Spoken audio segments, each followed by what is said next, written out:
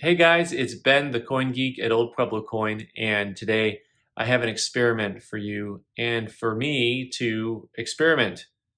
I know it's a little redundant, but I've had a lot of people ask me about whether or not I thought that NGC and PCGS grade coins differently depending on which grading tier you use. So NGC and PCGS both have grading tiers, which is to say, depending on the price of the coin, it may cost you more or less to get the coin graded, and the coins may be gone for a longer period of time. So to get specific, NGC has a economy service, which is for coins only up to the value of $300, and then they have a standard service for coins up to a value of $3,000. So what we're going to do with this experiment is we're actually going to go ahead and take 3 coins and send them to the economy service and 3 coins on the standard service, and they're all going to be the same coin. So I have this nice little group of 1938 D over S buffaloes.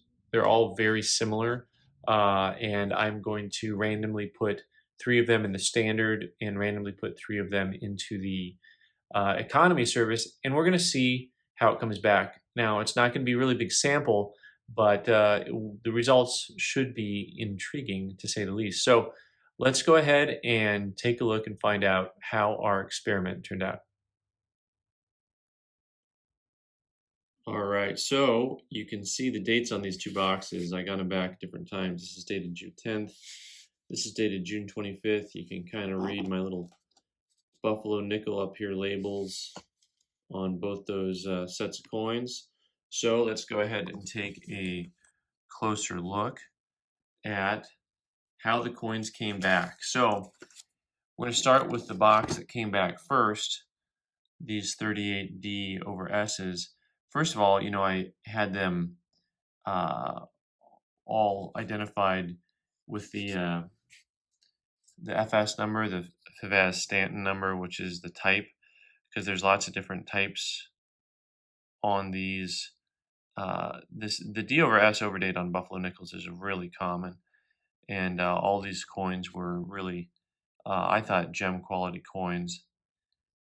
And we'll take a look. They all were the exact same: FS 511,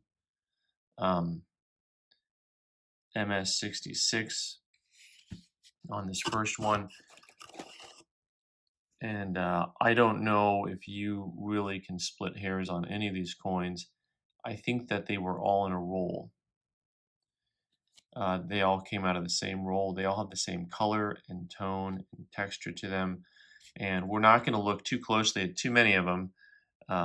Once again, I'm not going to split hairs with you on these, but I'm going to show you the grades on all 3. I'm going to take one more close look at one of these overdates, mint mark over mint mark.